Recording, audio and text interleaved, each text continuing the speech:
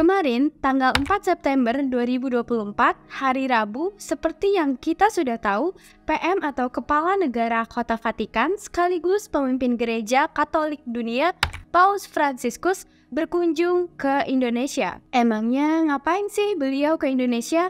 Ya, sekedar kunjungan aja lah. Emangnya nggak boleh? Lagian, kunjungan terakhir seseorang dengan gelar setinggi paus ke Indonesia itu kan tahun 1989 silam, sekitar 3 dekade yang lalu. Dan beliau nanti juga bakalan berkunjung ke negara-negara lain di wilayah Asia Pasifik, seperti Papua Nugini, Singapura, dan lainnya. Buat kalian yang mungkin aja belum ngerti atau tahu tentang apa itu paus dan okupasi gelarnya, paus secara hakikat itu adalah gelar yang diberikan untuk seseorang yang jadi pemimpin gereja Katolik dunia. Menurut gereja-gereja Katolik, keutamaan Uskup Roma adalah sebagai penerus Santo Petrus, Uskup Roma yang pertama. Yang mana menurut agama Katolik, Petrus sendiri mendapatkan keutamaan itu dari Yesus sendiri. Singkatnya, paus itu adalah orang yang mempunyai kedudukan tinggi di agama Katolik, sekaligus pemimpin gereja Katolik dunia sama negara Kota Vatikan. Tapi kenapa saat ada hal sebagus ini yang justru bisa meningkatkan hubungan antar negara,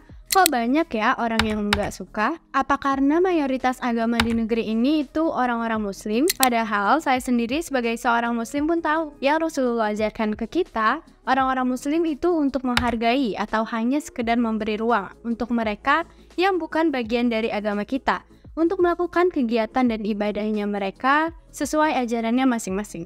Rasul mengajarkan toleransi, nilai menghargai, memberikan hak kepada mereka, meskipun mereka nggak persis memegang jalan hidup dan identitas yang sama seperti kita. Tapi kenyataannya, yang orang-orang kita lakuin saat ada acara seperti ini, apa? Sama sekali nggak menggambarkan nilai-nilai yang saya sebutkan tadi. Bukannya menunjukkan Indonesia yang menerima, yang welcome sama hal-hal yang positif, justru ngasih bad impression dengan nulis komentar-komentar negatif yang bikin pandangan orang-orang dari luar negara itu buruk ke kita. Apa yang menyebabkan sikap para masyarakat yang dalam tanda kutip itu bisa jadi sangat agresif tanpa alasan yang jelas? Jawaban yang jelasnya ya paling antara karena lingkungan, pendidikan, atau bahkan pemikiran mereka sendiri. Seseorang gak akan pernah memegang hal apapun kalau tidak ada hal yang menginfluensi mereka. Dan hal tersebut tentu juga menginfluensi cara mereka untuk berpikir. Kalau ngelihat dari contohnya sih, para oknum ini merupakan orang-orang yang entah radikal agama,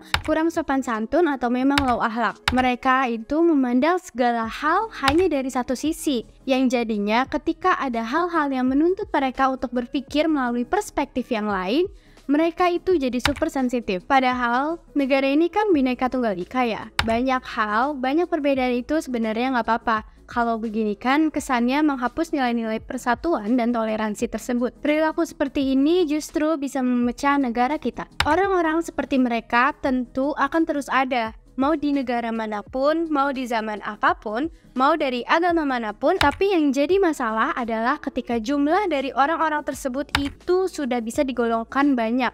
Dan inilah yang jadi concern kita. Indonesia itu beragam, banyak hal yang unik dan berbeda-beda. Perbedaan agama nggak boleh dijadikan alasan untuk berbuat jahat kepada orang lain.